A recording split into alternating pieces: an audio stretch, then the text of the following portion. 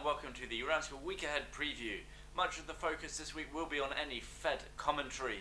Up until recently, June had been considered as firmly off the table for a rate hike. However, given the positive data of late, as well as the recent more hawkish than expected Fed minutes, many are considering June to be a real possibility for the Fed to hike rates once again.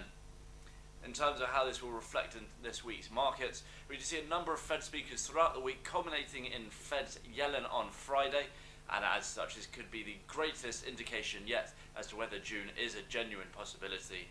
Elsewhere this week, busy week in Germany with the likes of the IFO and ZOO surveys both due out, as well as the German retail sales and GDP.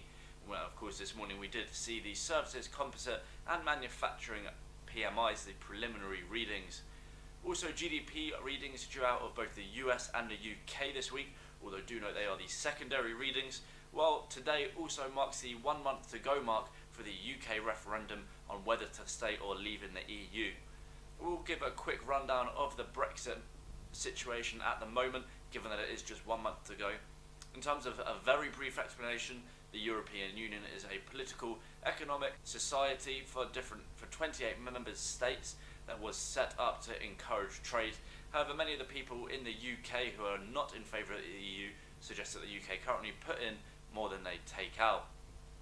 So as such, there is this referendum in 1 month, 23rd of June, on whether the UK should stay or leave.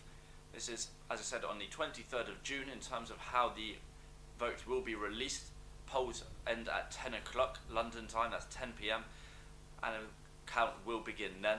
However, as was the case in the general election, a lot of focus may be given in the exit polls, and as such this is when the possibility of a significant market reaction is most likely, although we could then filter throughout the night until we have a final vote as well, depending on how close it is. In terms of market implications, in short, the long-term impact is relatively unknown, with the Stay campaign suggesting that we're better off in the EU and the Leave campaign suggesting we're better off out of it. However, as I say, in the short term, it is considered sterling negative if we were to leave the EU and sterling positive if we were to stay in the EU.